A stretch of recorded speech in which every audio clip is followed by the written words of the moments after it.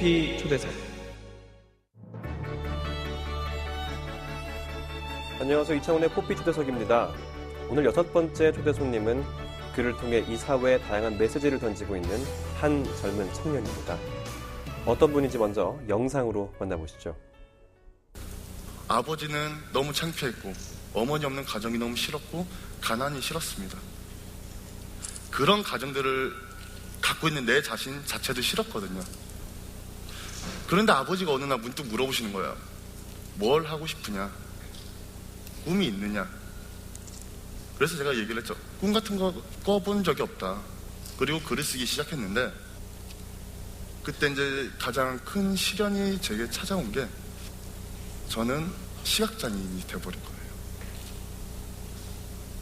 시각장애 5급의 제가 장애인이거든요. 그래가지고 굉장히 좌절을 많이 했어요. 힘들어 죽을 것 같았어요. 진짜 글 쓸 수 있는 자신도 생겼는데 시각장애 찾아오다니. 네, 꿈을 꾸긴 전과 꿈을 꾸고 난 후, 그리고 장애를 모르던 삶에서 시각장애인이 되고 난 이후까지 자신의 삶에 끊임없이 의미를 부여하며 살아가는 외모가 훈훈한 남자, 소재원 작가 나와 계십니다. 안녕하세요. 네, 안녕하세요. 네, 반갑습니다. 반갑습니다. 제가 익히 많은 소문을 들었고 또 우리가 처음 보는 건 아닌데요. 예. 어떠세요? 저를 만나니까 반갑신가요? 저희가 한 1년 좀 넘게 못 봤었죠. 거의 2년 된 것 같은데 네, 이렇게 네. 오랜만에 뵙게 되니까 반갑고 좋습니다. 참 잘생긴 작가로 유명하던데 인정하십니까? 뭐 대한민국에서는 그렇지 않나. 그리고 뭐 요즘은 뭐 드라마도 있더라고요. 어떤 드라마요? 뭐 조인성 나오는 드라마가 그 조인성이라는 그 주인공이 소설가로 나오는데 네. 뭐 혹자들은 저를 모티브로 했다 이런 얘기도 많이 들려오더라고요.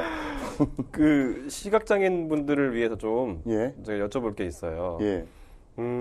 연예인 누굴 닮았다고 얘기를 많이 듣나요? 제가 초창기에는 서인국이었는데 이제 살을 좀 뺀 후에는 네. 좀 조인성. 시각장애 안 보인다고 그렇게 말씀하시면 안 되죠. 죄송합니다. 알겠습니다. 참 제가 원래 평소 때 이렇게 방송할 때는 예. 이렇게 경각심을 안 느끼는데 예. 이제 외모에서 밀리다 보니까 열심히 방송을 해야 될 것 같습니다. 가분하십니다. 네, 아닙니다. 자, 먼저 소재원 작가 많은 분들이 아시는 분들도 있고요. 또 예. 잘 모르는 분들도 있거든요. 한번 좀 시청자분들에게 소개 부탁드리겠습니다. 안녕하십니까. 저는 소설가 소재원이고요.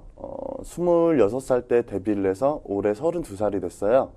뭐 글을 최고로 잘 쓴다고는 못하겠지만 그래도 아마도 전 세계에서 가장 키가 큰 작가가 아닐까 싶습니다. 반갑습니다.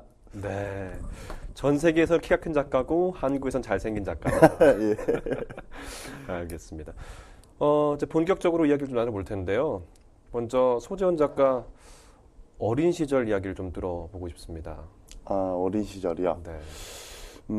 많은 불행이 있었어요. 너무 가난한 집안이었고, 네.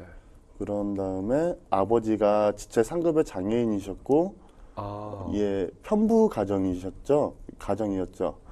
그래서 항상 그 어머니가 없는 그런 그리움 때문에 하나 좀 삐뚤어지게 가려고 노력하던 오히려 그래서 관심을 받고 싶어 했던 좀 지금 생각하면 돌아보기 싫었던 그런 어린 시절이었던 것 같아요. 다시 돌아가기도 싫고 그 기억을 또 끄집어낸다는 것들이 약간은 저에게는 악몽과 같은 그래서 가끔 지금도 꿈을 꾸면 그 어린 시절 꿈을 꾸면 조금 악몽으로 힘들게 남는 기억이 있는 것 같습니다.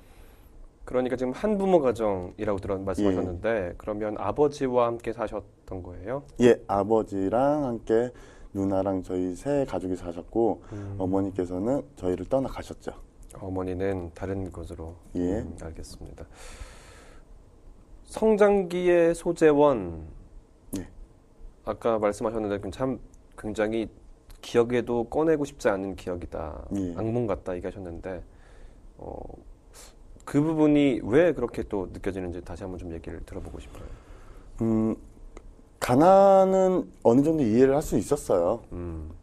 근데 아버지가 신체적으로 표가 나는 장애인이었기 때문에 드러나는 장애인이다. 예, 네. 이제 누구의 시선으로 봐도 아 장애인이구나라는 걸 알 수 있었기 때문에 거기에 대한 부끄러움이 가장 컸던 것 같아요.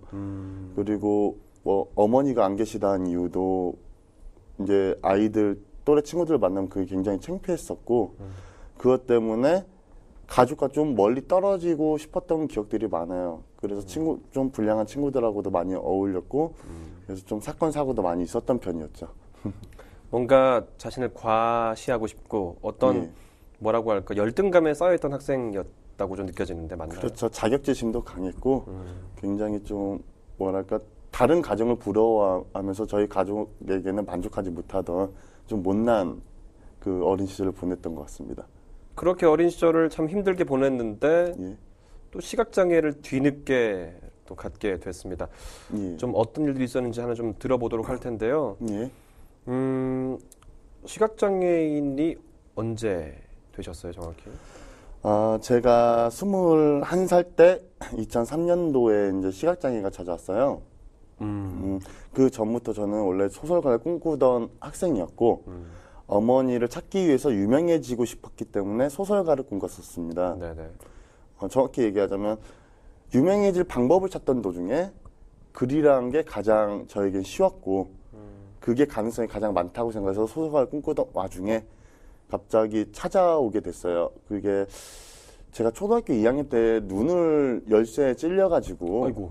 예, 크게 다친 적이 있었는데 그때 네. 너무 가난하고 하다 보니까 병원비 걱정이 그 어린 마음에 딱 드는 거예요. 네.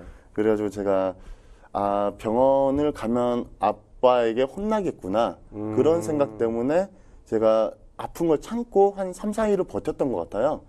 그러면서 자연스럽게 너무 아프다 보니까 결국은 아버지한테 얘기하고 의사한테 찾아갔는데 치료를 받았음에도 확실히 시력이 너무 많이 떨어지게 된 거죠.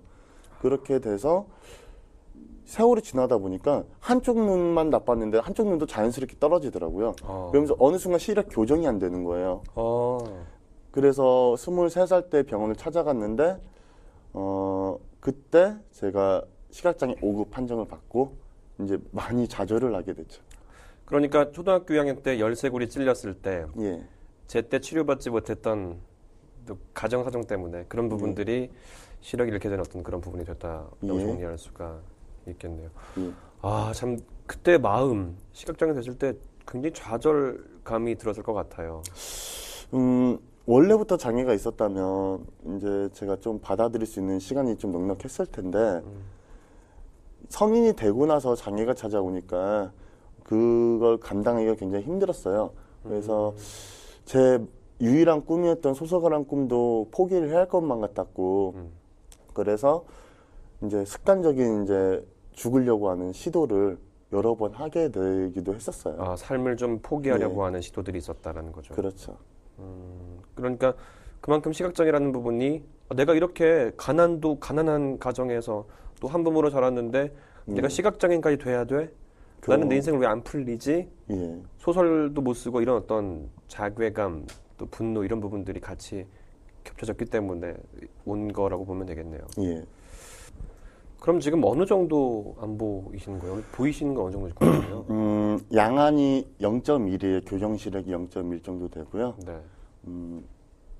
일반인들은 0.1이 안경 안 끼고는 좀 흔하실 거예요. 딱 네. 그 정도 눈이 나쁜 정도예요. 교정하고서. 그래서 그러면 이 소설가는 책을 읽고 보고 쓰고 해야 될 텐데 예. 정말 힘들지 않았어요? 처음에는 이제 아예 손을 놓으려고 했었어요. 그런데 이제 훈련을 한 게 요즘은 다행히도 시각장애인도 쓸 수 있게 된 게 컴퓨터가 있잖아요. 그래서 자판을 외우면 되더라고요. 그래서 제가 생각하는 것들을 쓰면 될 것 같더라고요. 그래서 처음에는 한 2년 동안은 자판을 외우는 연습부터 해가지고 그 자판을 외워서 이제 키보드를 사용하고 컴퓨터를 사용하는 방법부터 터득을 했었죠. 이 소설가로서 다시 힘을 내게 됐고 주게 된 분이 아버지라고 들었어요. 예. 아버지 얘기를 좀 해주세요. 저희 아버지는 지체 상급의 장애인이시면서도 굉장히 긍정적이신 분이셨어요. 가난하지만 아이들이 방황할 때도 늘 혼내지 않으시고 뭔가 희망을 주시려고 하셨죠. 저 같은 경우는 어머니가 떠난 그 증오를 이제 오기로 바꿔주시는 역할도 하셔서 꿈을 이룰 수 있게 만들어주시기도 하셨고요. 처음 시각장애가 찾아왔을 때 정말 계속 사람이 죽으려고만 하니까 부모님들이 솔직히 정신과를 데리고 간다는 건 쉽지 않습니다, 자식을.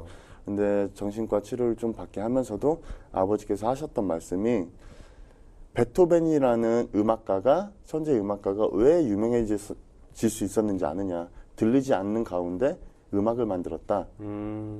너도 똑같다. 소설가인데 보이지 않는다면 너도 그만큼 위대해질 수 있는 발판을 마련한 거지 절대 단점이라고 생각하지 말아라. 이렇게 말씀을 하시더라고요. 그때부터 이제 자판을 이제 눈을 감고 쓰는 연습을 했고 제가 어느 정도 글을 쓸 수 있게 됐을 때 거기만의 또 특징을 만들 수 있었어요. 눈을 감고 쓰다 보니까 눈앞에 그려지는 상상력을 더 풍부하게 쓸 수 있는 장점을 가지게 됐고 저희 아버지께서 하셨던 모든 말씀들이 이제 어느 순간은 받아들이게 되더라고요. 그래서 아직도 저희 아버지께서는 제가 가장 힘들 때 가장 먼저 찾아갈 수 있는 진짜 정신적인 안식처. 예, 아니면 혹은 신앙이라고 해야 하나? 그런 식으로 저에게 많이 크게 존재하고 계시죠. 와, 약한 부분이 도리어 강함이 될 수 있다. 이런 예. 메시지에 힘을 냈다고 들었는데 예, 그러면 이제 아들이 유명한 작가가 됐어요. 예. 아버지는 좀 어떻게 지내고 계세요? 아버지는 지금 시골학교 교사로 계십니다. 미술 교사로 계시고요. 뭐 예전과 달라지신 게 하나도 없어요. 늘 뭐 아이들 가르치고 아이들과 함께 하시고 그다음 방학이면 아이들 데리고 또 캠핑도 가시고 저희 아버지의 철학이 저를 좀 많이 이렇게 이끌었던 이유가 저희 아버지는 노동자가 아닌 교육자라는 그 마인드가 굉장히 철저하셨어요. 그렇기 때문에 저도 그렇게 교육자인 면으로 저를 이끌어 주셨고 누나도 그렇고 그렇기 때문에 평생 아마 지금도 교육자지만 자식이 잘 되든 못 되든 아버지 개인은 늘 교육자로 남아 계실 것 같습니다. 작가 소재원에 대한 이야기 한번 들어보도록 할 텐데요. 예. 아까 잠깐 언급을 해주셨는데 소설을 쓰게 된 계기를 다시 한번 좀 얘기해 주세요. 어머니를 찾고 싶었어요. 유명해지면 어머니가 저를 반드시 찾아오겠지라는 생각으로 어머니를 찾고 싶은 일념으로 이제 소설가를 꿈꿨고 데뷔하자마자 덕분에 그 목적을 이루게 됐죠. 그리고 그 목적을 이루고 난 다음에 어머니를 만났을 때 처음엔 복수심이었는데 어머니를 만나자마자 느낀 것이 이건 복수심 때문이 아니구나. 이건 그리움이었던 거구나. 그리움이 창피해서 복수심으로 위장한 거구나라는 생각을 하게 됐어요. 그렇게 어머니를 만나고 나서 이제 또 꾸준히 덕분에 어머니 덕분에 아버지 덕분에 지금까지 소설가로 살아올 수 있었던 것 같습니다. 작품 이야기 좀 해볼까요? 예. 영화 소원의 원작은 예. 소설 희망의 날개를 찾아서고요. 예. 또 영화 비스트 보이즈의 원작은 나는 템프로였다 이 작품입니다. 시각장애인 분들이 이 작품들을 좀 보신 분들도 있겠지만 보지 못한 분들도 있을 테니까요. 좀 예. 어떤 작품 설명을 부탁드릴게요. 영화 소원 같은 경우는 2008년 조두순 사건이라는 아동 성범죄 내용을 다루고 있어요. 네. 한 가정의 울타리가 무너지면서 좌절한 그 가족들이 희망을 찾아가는 내용이에요. 그리고 현 정권, 우리의 법적인 제도의 문제점과 그리고 아이들을 보호할 수 없는 우리의 울타리가 과연 옳은 것인가라는 질문을 던지는 내용이고요. 네. 영화 비스트 보이즈의 원작 소설인 템프로 같은 경우는 그 밤의 그 어두운 세계를 그리긴 했지만 과연 이들의 삶이 진실인가 거짓인가를 좀 따져 묻는 그들에게 좀 너희의 삶에 대한 것들은 쾌락이 있냐 아니면 목적이 있는 인생인가를 따져 묻는 그런 소설이에요.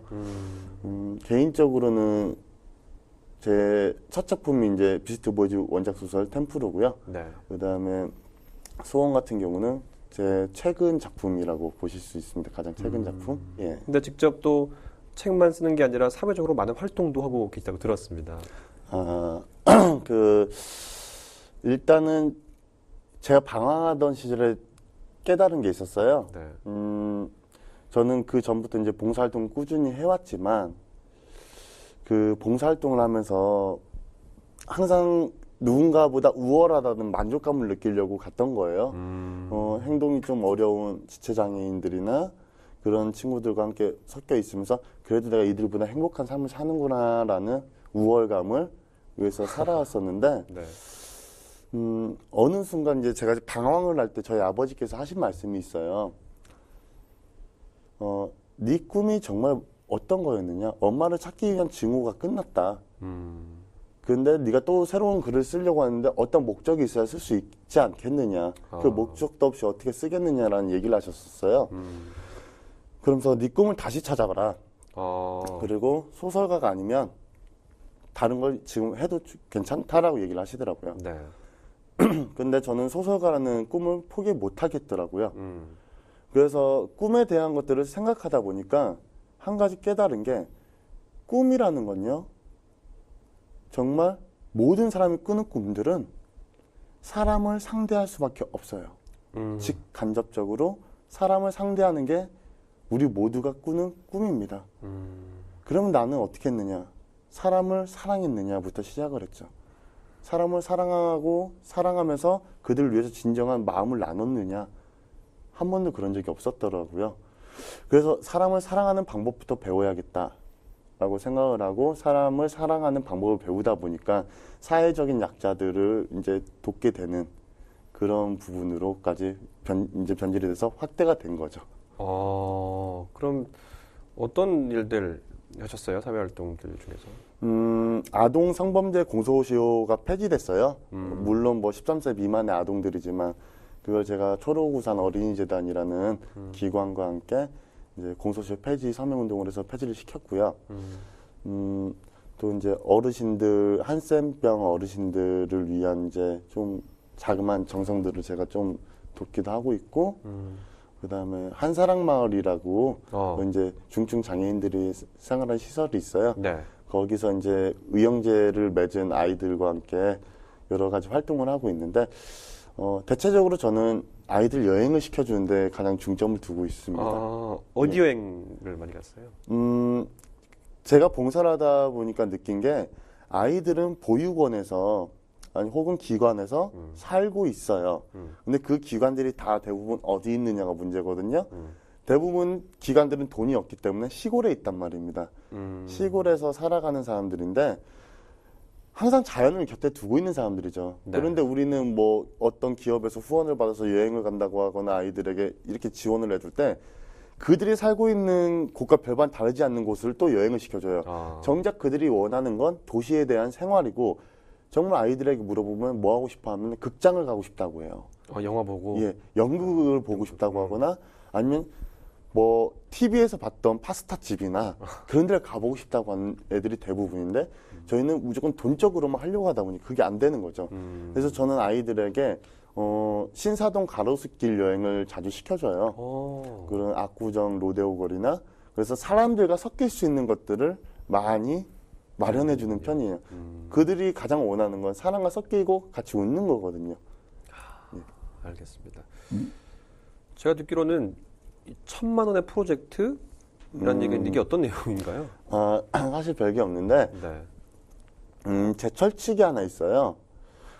내 통장에 1,000만 원 이상은 두지 않겠다. 예, 그 이유는 살다 보니까 중산층에 대한 기준이 좀 뭔가가 좀 애매모호하더라고요. 네. 노숙자도 자기가 가난하다고 생각하고 진짜 뭐 평범한 직장인들도 자기가 가난하다고 생각하고 부자들은 더 큰 부자 때문에 자기가 가난하다고 생각해요.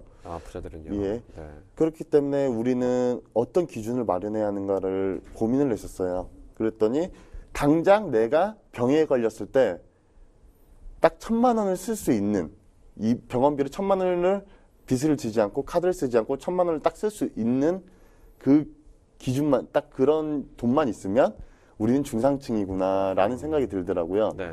그래서 내가 내 통장에 절대 1,000만 원 이상은 두지 않아야겠다. 내가 부자로 살진 않아야겠다라는 생각을 가지고 그냥 그 이상이 모이게 되거나 그 이상을 초과하게 되는 그 수입이 들어오게 되면 이제 기부를 하거나 누군가와 함께 할 수 있는 그런 여행을 마련하는 일을 하고 있는 겁니다. 근데 사실상 그게 크게 뭐 그런 건 없어요. 뭐 프로젝트라고 할 것까지는 없고 제 살아가는 기준인 거죠. 제가 준비한 내용들은 다 마쳤습니다. 예. 이 방송 함께 하니까 어떠셨어요, 느낌이? 오랜만에 이창훈 앵커를 만나서 참으로 좋았고요. 네. 그런 다음에 또 오랜만에 제 얘기를 할 수 있는 자리가 있어서 너무 행복했고 앞으로 이런 자리를 더 많이 가지게 되면서 많은 사람들이 제가 함께 할 수 있는 행복에 동참을 하게끔 이끌었으면 좋겠다는 생각을 하게 됐습니다. 고맙습니다, 오늘. 오늘 정말 따뜻한 이야기 전해주셔서 예. 고맙습니다. 예, 감사합니다. 고맙습니다. 시청자 여러분, 오늘 소재원 작가의 만남 어떻게 보셨나요? 저는 이야기를 나누면서 참 따뜻한 사람, 사람을 사랑할 줄 아는 사람, 멋진 청년의 이미지가 떠오르거든요. 네, 이 방송은 매주 금요일 오전 10시에 복지TV에서 방송됩니다. 오늘 토피 초대석에서 준비한 이야기는 여기까지입니다. 저는 다음 이 시간에 다시 뵙겠습니다. 고맙습니다.